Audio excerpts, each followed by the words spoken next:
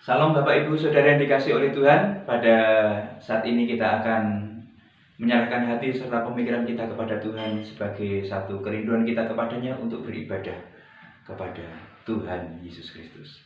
Oleh sebab itu saya ingin mengajak kita sekalian untuk berdoa terlebih dahulu menyerahkan ibadah ini. Bapa kami di surga, pada saat ini kami datang kepadamu, merendahkan diri, menyerahkan segenap keberadaan kami kepadamu, dan biarkanlah perkenananmu nyata atas kami. Apa yang kami lakukan, kerjakan. Saat ini kiranya Engkau dipermuliakan. Terpujilah namamu Bapa, kekal selama-lamanya. Baik kami yang di tempat ini, ataupun yang menikmati siaran ini lewat YouTube, Tuhan, berkah-Mu nyata atas kerinduan kami beribadah kepadamu. Terpujilah namamu. Di dalam nama Tuhan Yesus Kristus kami menyerahkan ibadah ini dari awal, pertengahan hingga akhirnya. Boleh jadi hanya oleh karena kehendak-Mu saja. Di dalam nama Yesus kami berdoa. Haleluya. Amin. Mari kita akan menaikkan satu pujian. Bersamamu Bapa, ku lewati semua. Banyak sekali permasalahan, persoalan datang silih berganti. Namun biarkanlah hanya kepada Bapa, hanya kepada Tuhan Yesus Kristus kita berpasrah, kita berserah. Yakin dan percayalah, Tuhan menolong, Tuhan serta kita. Haleluya.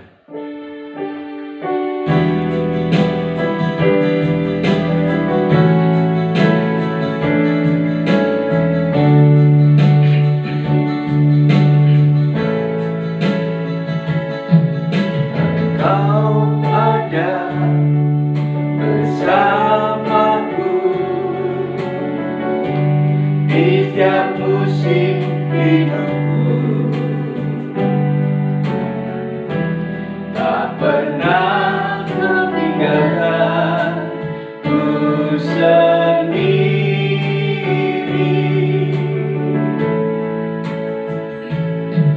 Kekuatan di jiwaku hanyalah bersamamu. Tak pernah ku ragukan kasih-Mu.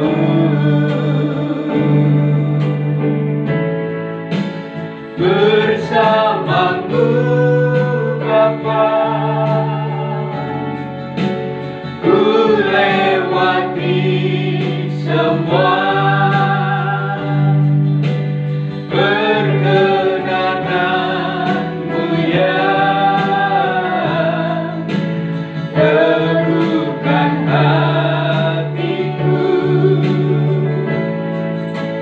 Engkau yang berpindah,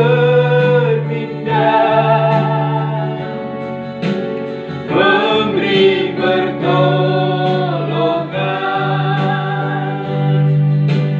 Anugerah-Mu besar melimpah bagiku.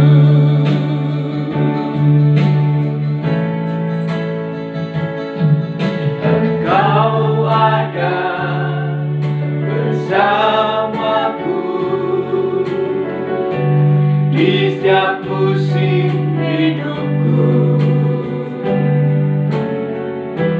Tak pernah Kau tinggalkan ku sendiri.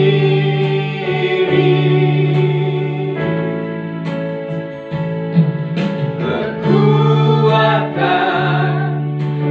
jiwaku adalah bersamamu.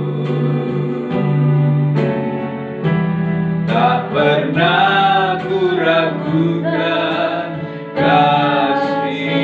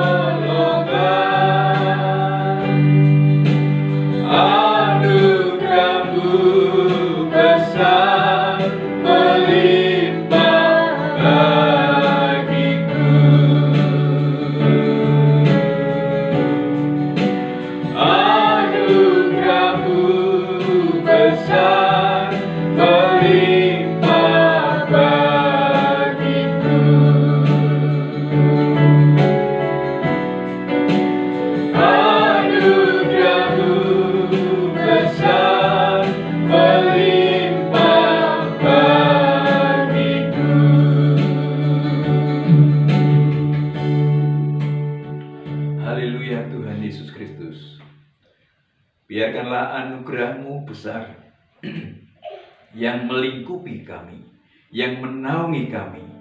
Orang yang berharap, orang yang berserah, berpasrah hanya kepadamu.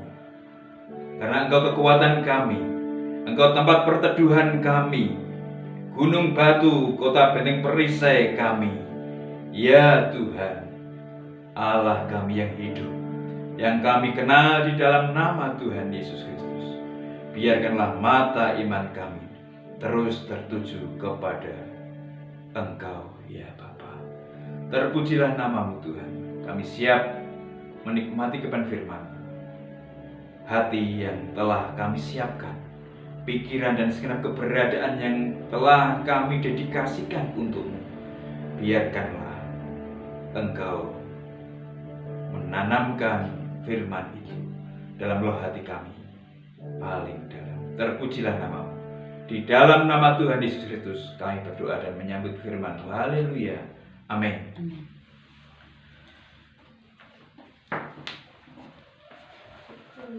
Salam Bapak Ibu Saudara yang dikasihi oleh Tuhan Yesus Kristus.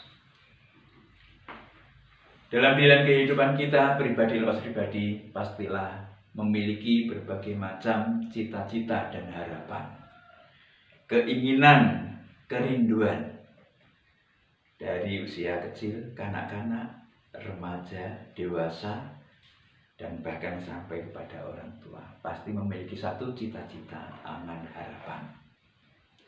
Nah, ada satu hal yang mungkin satu hal yang sepele adalah kebersamaan dengan orang-orang tertentu. Siapa orang-orang tertentu? Mungkin bisa seorang artis, bisa seorang pejabat, atau orang yang sangat terkenal sekali. Kita merindukan satu kebersamaan. Seseorang merindukan satu fellowship bersama dengan orang-orang tersebut. Nah, ini adalah satu kerinduan. Ini adalah satu cita-cita. Saya yakin dan percaya kita semuanya punya kerinduan tersebut. Terlebih saat ini saya ingin sampaikan kepada kita sekalian, apakah Bapak Ibu Saudara telah melupakan Abraham, Ishak, Yakub, orang-orang terkenal, tokoh-tokoh terkenal yang ditulis dalam Alkitab ini? Setelah kita melewati satu perjuangan yang panjang, terus diperhadapkan dengan situasi kondisi tentang kesehatan atau sosial masyarakat, pergumulan-pergumulan pribadi lepas pribadi, keluarga lepas keluarga. Mungkinkah tokoh-tokoh iman di antaranya Abraham, Ishak, dan Yakub telah kita lalaikan, kita lupakan, sehingga kita mungkin malah tidak sempat untuk mengidolakan. Kapan sih saya bisa ketemu berfellowship dengan tokoh yang menunjukkan satu keteladanan hidup beriman? Contohnya seperti Abraham, Ishak, dan Yakub. Senang sekali orang memiliki satu waktu kebersamaan dengan orang-orang terkenal, apakah pejabat ataukah tokoh publik yang lainnya. Sangat senang. Misalkan saja seseorang ada satu undangan makan bersama. Misalnya pejabat di satu daerah tertentu, kepala kepolisian, kepala kodim, atau bupati, atau Pak Camat, atau Pak Lurah. Itu adalah contoh tokoh yang ada di sekitar kita. Ada kesenangan tersendiri, ada kebahagiaan tersendiri, dan seseorang pasti tidak lupa selfie. Ini momen kebersamaan saya, fellowship dengan tokoh terkenal di daerah ini. Alangkah senangnya, alangkah bahagianya seseorang bisa duduk dengan berfellowship dengan tokoh terkenal yang mungkin bisa lebih tinggi lagi daripada itu. Dan saat ini saya sampaikan kepada kita sekalian, itu adalah tokoh-tokoh yang ada di sekitar kita, yang bisa mungkin memberikan satu arahan, pemacu, satu spirit kehidupan kita. Terlebih lagi di dalam nas Alkitab yang kita baca, yang kita renungkan, ada banyak tokoh iman di sana. Pernahkah, terlintaskah di dalam benak pemikiran kita memiliki satu fellowship yang indah dengan tokoh-tokoh terkenal yang disebutkan dalam Alkitab? Seperti Abraham, Ishak, dan Yakub. Oleh sebab itu saya ingin sampaikan kepada kita sekalian, kalau mungkin sudah lupa atau dilupakan tokoh-tokoh tersebut, saya ingin mengingatkan kita sekalian untuk mengingat kembali. Karena teladan-teladan iman yang telah ditinggalkan, teladan-teladan kehidupan yang mempercayakan hidupnya kepada Allah, ada pada mereka sekalian. Dan biarkanlah ini boleh menggerakkan niat hati kita untuk juga boleh hidup seperti yang diteladankan oleh tokoh-tokoh iman. Kita akan mencoba membuka Alkitab kita dari Injil Matius pasal yang ke-8 ayat yang ke-5 sampai dengan yang ke-13. Mari kita baca bersama-sama. Injil Matius pasal yang ke-8 ayat 5 sampai dengan yang ke-13. Judul perikopnya, Yesus menyembuhkan hamba seorang perwira di Kapernaum. Ketika Yesus masuk ke Kapernaum, datanglah seorang perwira mendapatkan dia dan memohon kepadanya, "Tuhan, hambaku terbaring di rumah karena sakit lumpuh dan ia sangat menderita." Yesus berkata kepadanya, "Aku akan datang menyembuhkannya." Tetapi jawab perwira itu kepadanya, "Tuhan, aku tidak layak menerima Tuhan di dalam rumahku. Katakan saja sepatah kata, maka hambaku itu akan sembuh. Sebab aku sendiri seorang bawahan, dan di bawahku ada pula prajurit. Jika aku berkata kepada salah seorang prajurit itu pergi, maka ia pergi, dan kepada orang lagi datang, maka ia datang.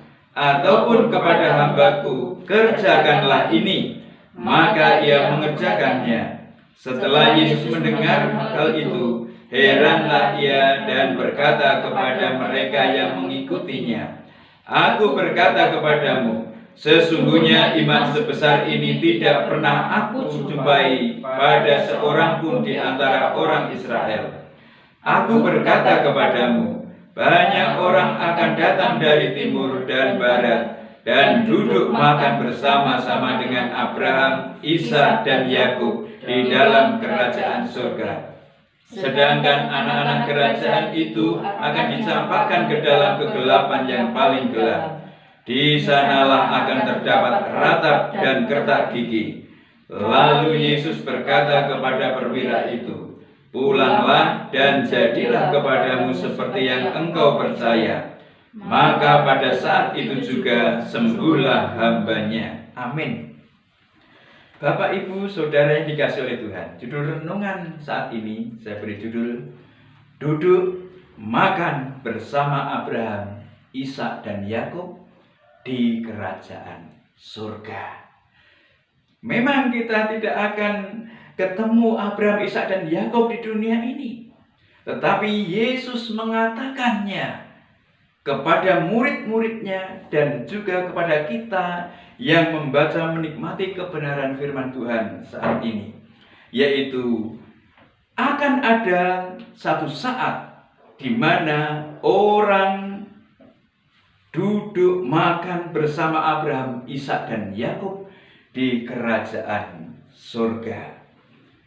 Apakah ada di antara kita yang mencita-citakan, merindukan kebersamaan yang dikatakan oleh Yesus? Karena mungkin kita telah lupa bagaimana sih sepak terjang Abraham, apa sih sepak terjangnya Ishak, apa sih sepak terjangnya Yakub, sehingga aku harus mengidolakannya, sehingga aku harus memimpi-mimpikannya untuk menikmati satu fellowship yang indah bersama dengannya. Oleh sebab itu, ingatlah sekilas saja bahwa Abraham adalah tokoh iman.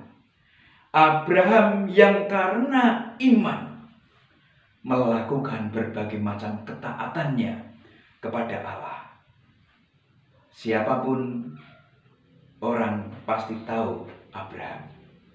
Apakah seorang Kristen, Katolik, Islam, ataupun orang yang beragama Yahudi. Saudara yang dikasihi oleh Tuhan, mereka semua mengerti, mengenal Abraham adalah tokoh iman yang menunjukkan satu kehidupan yang taat. Siapa Ishak? Ishak juga demikian. Karena iman, Ishak memiliki satu visi ke depan yang sangat jauh. Sehingga dia memberikan berkatnya kepada Yakub dan Esau. Jadi Ishak memiliki satu visi, memiliki satu pandangan ke depan, dan visi itu dicurahkan lewat berkatnya yang diarahkan kepada Yakub dan Esau. Karena iman. Jadi Bapak Ibu Saudara yang dikasihi oleh Tuhan, Abraham adalah tokoh iman, Ishak adalah tokoh iman, dan juga Yakub juga. Karena iman, Yakub memberkati kedua anak Yusuf, dan bahkan sampai hari mau meninggalnya, Yakub menyembah Tuhan. Inilah satu wujud kehidupan iman yang ditunjukkan oleh beberapa tokoh iman ini. Saudara yang dikasihi oleh Tuhan Yesus Kristus, dan bagaimanapun juga kita orang yang mengaku percaya kepada Yesus Kristus sebagai Tuhan dan Juru Selamat secara pribadi, secara tidak langsung kita juga menikmati satu garis berkat yang Tuhan curahkan lewat Abraham, lewat Ishak, dan lewat Yakub. Kita menikmati kehidupan berkat dari Tuhan lewat garis berkat yang disampaikan Tuhan kepada Abraham, Ishak, dan Yakub. Dan kalau kita tidak mengidolakan, merindukan satu kebersamaan atau fellowship dengan tokoh-tokoh iman ini, maka sesungguhnya apakah kita termasuk orang yang berterima kasih, orang yang tahu berterima kasih kepada tokoh-tokoh di mana lewat mereka ini Tuhan mengaruniakan berkahnya yang diperuntukkan kepada kita sekalian. Oleh sebab itu, Bapak Ibu Saudara yang dikasihi oleh Tuhan Yesus Kristus, mari kita lihat ke dalam kehidupan kita. Apakah kita orang yang berminat untuk memiliki satu kerinduan berfellowship dengan orang-orang atau tokoh-tokoh yang disampaikan oleh Yesus ini tadi? Seperti dikatakan dalam Matius pasal 8 yang telah kita baca tadi. Karena akan banyak dari bangsa di daerah timur dan barat, mereka akan menikmati makan bersama Abraham, Ishak, dan Yakub di kerajaan surga. Nah, Bapak Ibu Saudara yang dikasihi oleh Tuhan, manakala Yesus mengatakan hal yang demikian, kira-kira apakah hal itu bebas dilakukan, bebas dinikmati oleh setiap orang? Tidak. Manakala Yesus mengatakan hal yang demikian, ini bukan satu hal yang bebas dilakukan, dinikmati oleh semua orang, tidak. Karena pada ayat yang ada di bawahnya disebutkan di sana bahwa ada orang yang tidak masuk ke dalam kerajaan surga, tetapi diperhadapkan dengan ratap dan kertak gigi. Oleh sebab itu, sebagai satu pilihan di antara orang-orang yang mengerti, orang-orang yang mengetahui hal ini, apakah Bapak, Ibu, Saudara, dan saya mau berada dalam kerajaan surga, menikmati makan bersama dengan Abraham, Ishak, dan Yakub, ataukah mau memilih satu keadaan di mana kengerian luar biasa terjadi, ratap dan kertak gigi? Mengapa hal ini disampaikan kepada kita saat ini? Karena rupa-rupanya mungkin juga orang-orang yang ada juga yang mengaku-ngaku percaya kepada Yesus Kristus, mengaku-ngaku Kristen, pengikut Kristus. Tetapi kenyataan dalam kehidupan nyata tidak menunjukkan satu kriteria untuk seseorang itu layak untuk menikmati perjamuan besar yang disampaikan oleh Bapa untuk orang-orang yang percaya kepadanya. Seperti halnya pada saat itu Yesus menyampaikan hal itu kepada orang-orang Israel, orang-orang pilihan Tuhan.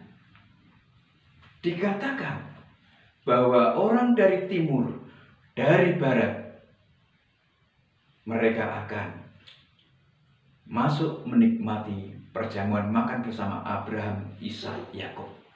Tokoh-tokoh iman, tokoh-tokoh orang yang mempercayakan hidupnya kepada Tuhan. Oleh sebab itu, Bapak, Ibu, Saudara yang dikasihi oleh Tuhan, kalau orang Israel pun dihardik, ditegur oleh Tuhan, maka pada saat ini biarkanlah firman Tuhan ini juga boleh memberikan satu kekuatan, memberikan satu teguran kepada orang yang mengaku percaya, mengaku menerima Yesus Kristus sebagai Tuhan dan Juru Selamatnya. Karena umat pilihannya saja ditegur, yakin dan percaya. Orang-orang yang menikmati, mengetahui karya penebusan Yesus Kristus sebagai Tuhan dan Juru Selamat juga layak mendengar, mengetahui hal ini.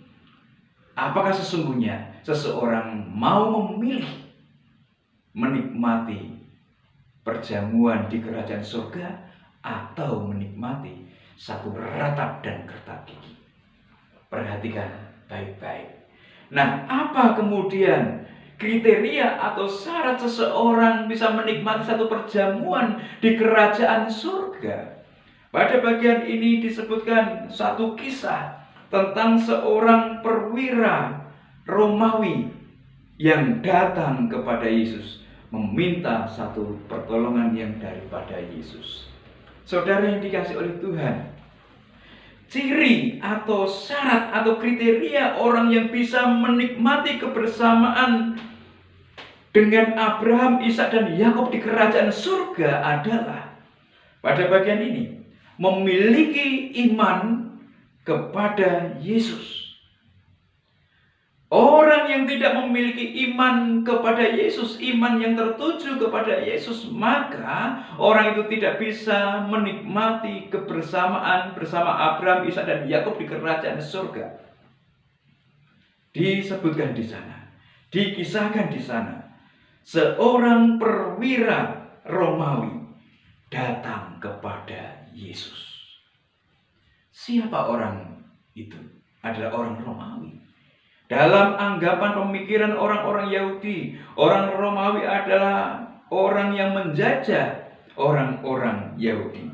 Orang-orang yang menekan, menindas orang-orang Yahudi. Tetapi pada bagian ini disebutkan bahwa perwira Romawi yang memiliki kira-kira 100 orang prajurit datang kepada Yesus.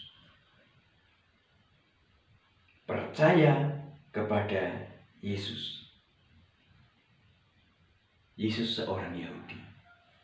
Tetapi perwira Romawi ini tidak gengsi. Dia mengambil sikap, dia mengambil satu keputusan yang bulat. Apapun kata orang-orang Romawi yang lainnya, apapun kata orang-orang Yahudi yang ada di kanan kiri muka belakang mereka sekalian, orang yang kuat kok datang kepada orang atau bangsa yang ditindas. Saudara yang dikasihi oleh Tuhan, tidak peduli dengan apa yang dikatakan oleh orang lain, sesamanya orang-orang Romawi ataukah orang-orang Yahudi yang lainnya yang ada di kanan kiri muka belakang pada saat peristiwa itu terjadi. Tidak tahu apa yang akan respon yang akan terjadi, yang akan diterima oleh perwira Romawi ini, tetapi dia telah memutuskan untuk datang kepada Yesus. Dia memutuskan datang kepada Yesus, percaya kepada Yesus, dan meminta Yesus bekerja. Saudara yang dikasihi oleh Tuhan, inilah seorang perwira Romawi meninggalkan gengsinya, meninggalkan apa kata orang, dan dia datang kepada Yesus untuk percaya dan meminta Yesus berkarya. Syarat yang pertama, seseorang menikmati kebersamaan dengan Abraham, Ishak, dan Yakub adalah seseorang itu harus beriman, percaya, mempercayakan hidupnya kepada Yesus. Perwira ini rendah hati. Perwira ini dengan ketulusan hati meninggalkan berbagai macam gengsi harga dirinya, datang kepada Yesus, mempercayakan hidupnya. Saudara, apakah kita telah memutuskan dari kesadaran yang paling dalam dengan berbagai macam pertimbangan, dan kita mengambil keputusan, aku percaya kepada Yesus, menyerahkan dan menyandarkan hidup sepenuhnya kepada Yesus? Apakah itu satu keputusan dari dalam hati yang paling dalam? Seperti apa yang dilakukan oleh seorang perwira Romawi ini? Menjadi pertanyaan bagi kita. Ataukah kita hanya Kristen karena kelahiran, keturunan, ataukah Kristen karena pendamping kita, atau kekristenan karena satu sebab? Dunia ini, perhatikan baik-baik, mungkin bisa oleh karena hal-hal yang demikian itu, namun harus ada satu keputusan yang dikeluarkan secara personal dari dalam hati yang paling dalam. Apakah sebabnya seseorang berada di lingkungan kekristenan, tetapi seseorang harus memutuskan secara pribadi mempercayakan hidupnya kepada Yesus. Amin. Itu yang pertama. Kriteria atau ciri yang pertama orang yang bisa menikmati fellowship yang indah bersama Abraham, Ishak, dan Yakub di kerajaan surga. Kemudian yang kedua, kita melihat bahwa kepercayaan kepada Yesus bukan hanya di bibir saja. Kepercayaan atau iman kepada Yesus bukan hanya akon-akon saja.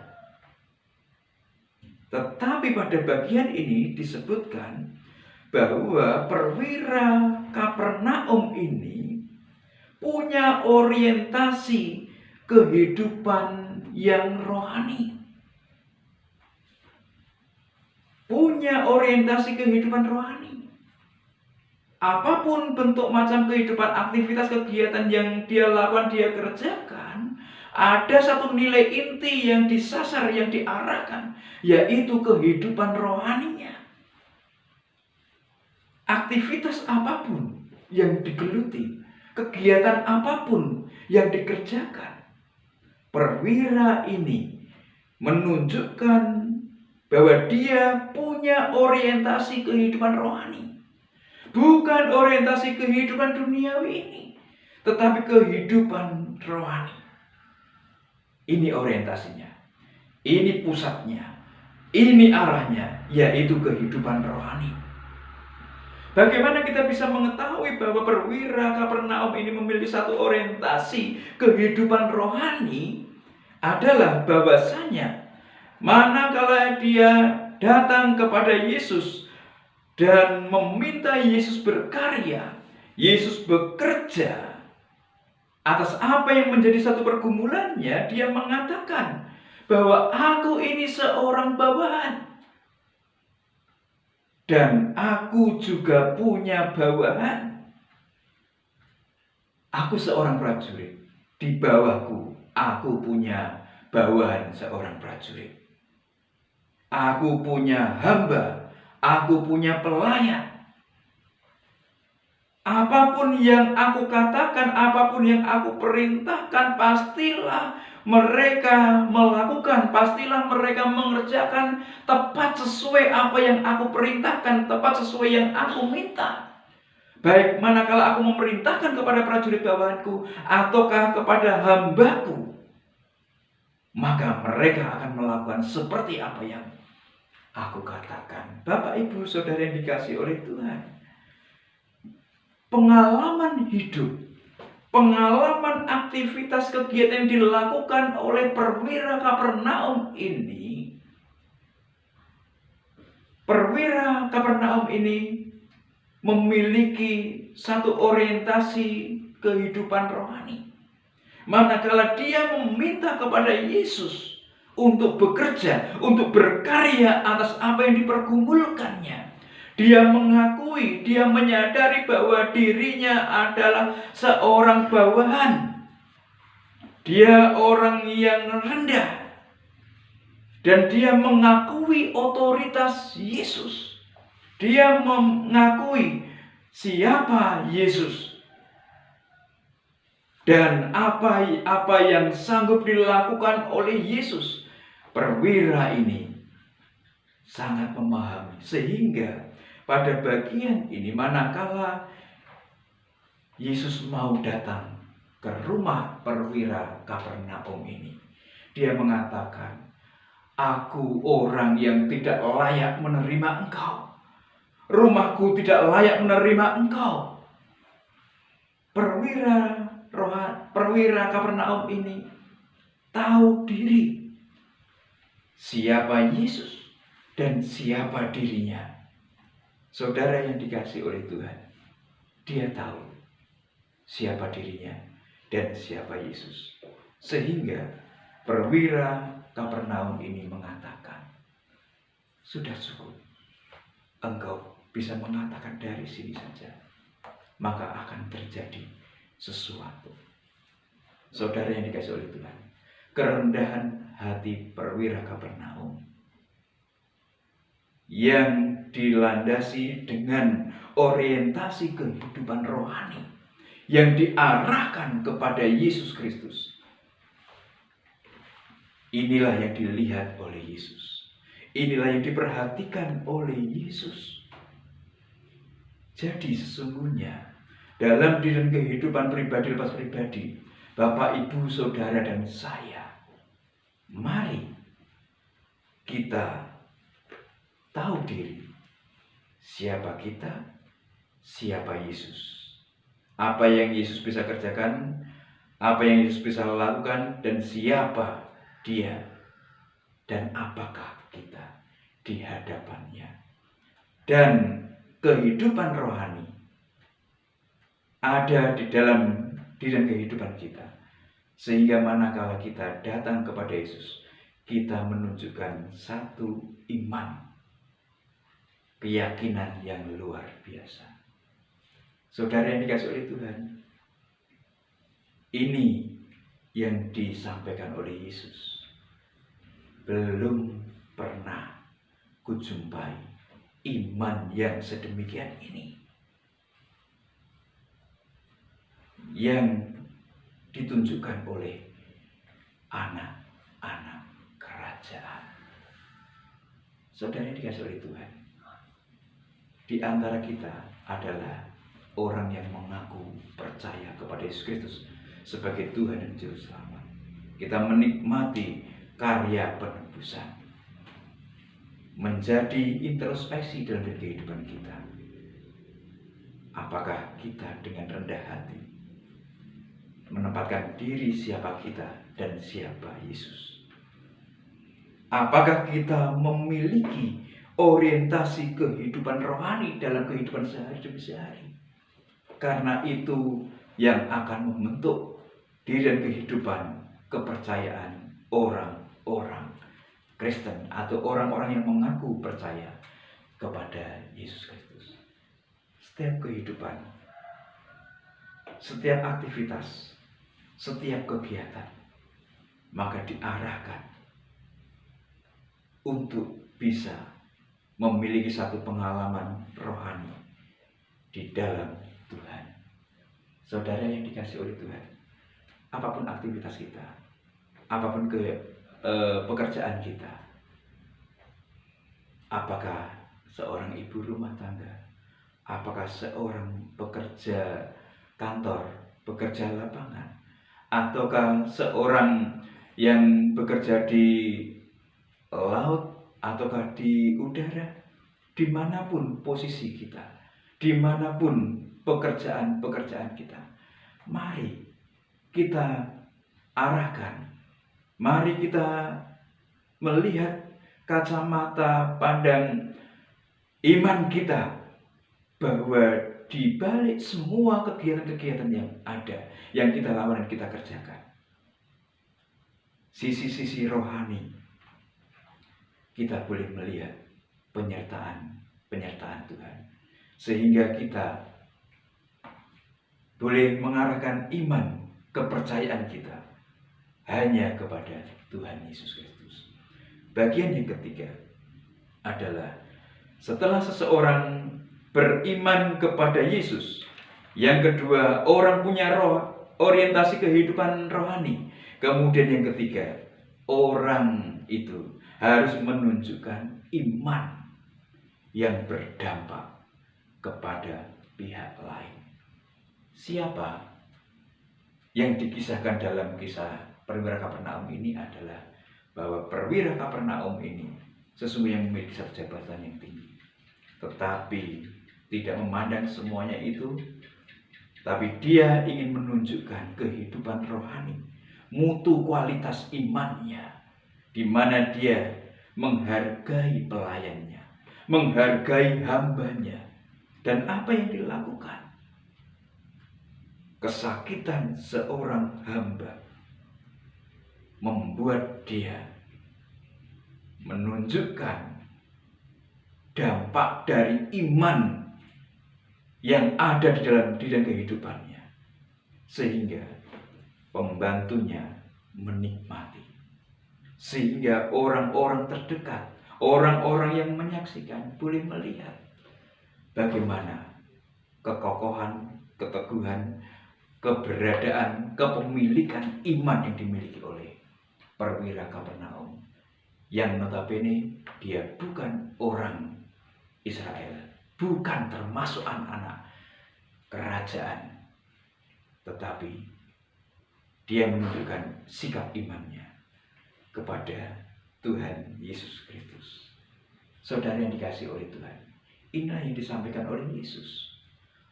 Akan ada orang dari timur, dari barat, akan menikmati perjamuan makan bersama Abraham, Ishak, dan Yakub di kerajaan surga nanti.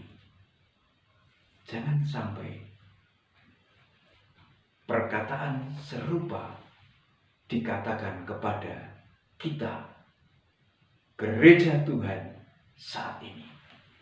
Kalau umat kerajaannya, orang pilihannya, orang-orang Israel, mendengar teguran yang sedemikian itu, sedemikian keras dari Yesus Kristus, maka biarkanlah teguran yang sama ini boleh menguatkan kita sekalian, boleh mengokohkan kita sekalian, sehingga iman kita yang tertuju kepada Yesus Kristus bukan hanya iman akon-akon, tetapi iman yang benar-benar telah menjadi satu keputusan kita, di mana iman yang telah menjadi satu keputusan kita itu menjadi satu orientasi kehidupan di dalam anugerah yang Tuhan nyatakan pada kita pribadi lepas pribadi.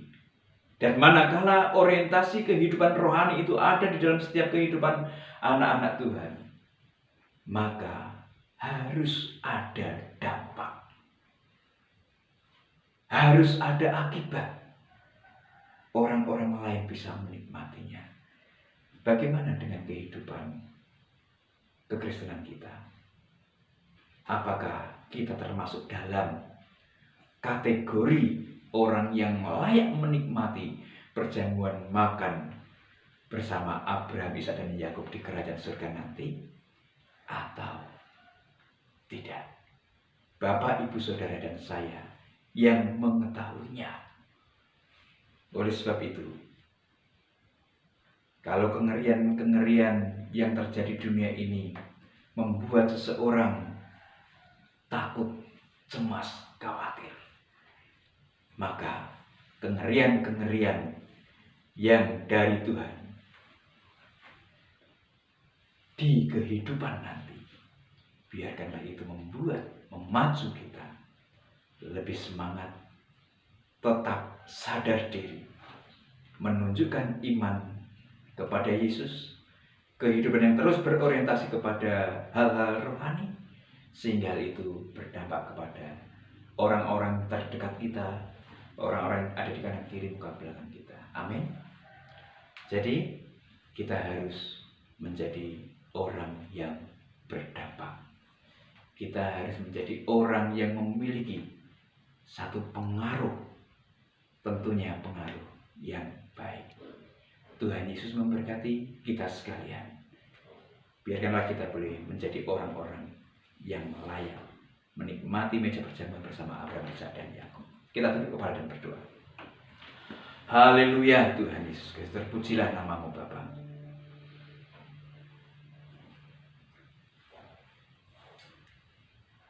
Tuhan, kami sungguh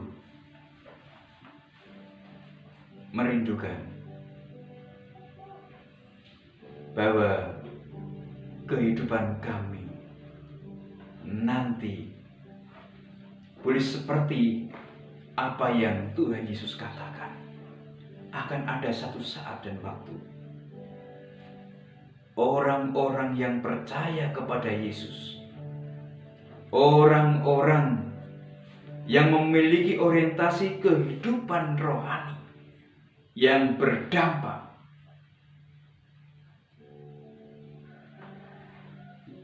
itu boleh terjadi dalam kehidupan kami, ya Tuhan. Tolonglah kuat dan teguhkan kami.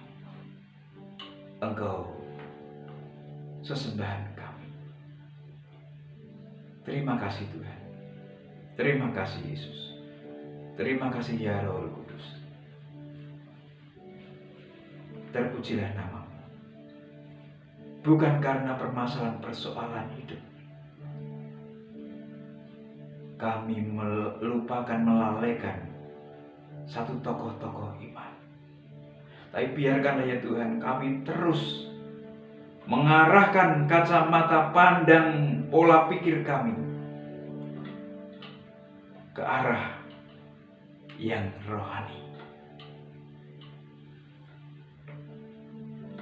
Beriman kepadamu dan berdampak kepada orang-orang yang ada di kanan kiri muka belakang kami. Terpujilah namamu Bapa kekal selama-lamanya. Engkau memberkati kami sekalian ya Tuhan, yang menikmati kebenaran firman-Mu pada saat ini. baik yang di tempat ini ataupun di tempat lain. Biarkanlah kami boleh terus berjaga, terus berserah diri kepadamu, menunjukkan kehidupan orang-orang yang beriman. Terpujilah nama-Mu Bapa, kekal selama-lamanya. Berkati kesehatan kami, berkati hubungan keharmonisan yang dipergumulkan di antara kami, berkati perekonomian yang kami pergumulkan juga, dan biarkanlah pernaungan kasih sayang daripada-Mu saja nyata atas kami. Pemerintahan bangsa dan negara kami tercinta Indonesia, Tuhan Engkau berkati Presiden, Wakil Presiden, Menteri, Kabinet, anggota Dewan, Majelis Permusyawaratan Rakyat, Gubernur, Bupati, Camat, Lurah, Kepala Desa, RW, RT, jajaran penegak hukum, TNI, Polri, jajaran kejaksaan, kehakiman. Tuhan Engkau memberkati mereka sekalian, sehingga boleh tercipta negeri kami aman, tentram, damai, sentosa. Terpujilah nama-Mu Tuhan Yesus, kekal selama-lamanya. Dan akhirnya kami sungguh meminta, memohon, menunggu belas kasihan-Mu. Seminggu yang akan kami lewati tidak tahu apa yang akan terjadi, namun biarkanlah kami hanya berserah dan memohon setiap jawaban doa sembahyang kami itu melalui doa yang Tuhan ajarkan kepada para murid-Mu yang demikian tingginya. Bapa kami yang ada di surga, dikuduskanlah nama-Mu. Datanglah kerajaan-Mu, jadilah kehendak-Mu di bumi seperti di surga. Berikanlah kami pada hari ini makanan kami secukupnya, dan ampunilah kami kesalahan kami seperti kami mengampuni orang bersalah pada kami. Dan janganlah membawa kami ke dalam pencobaan, tetapi lepaskanlah kami dari orang jahat. Karena Engkau yang punya kerajaan dan kuasa dan kemuliaan sampai selama-lamanya. Haleluya.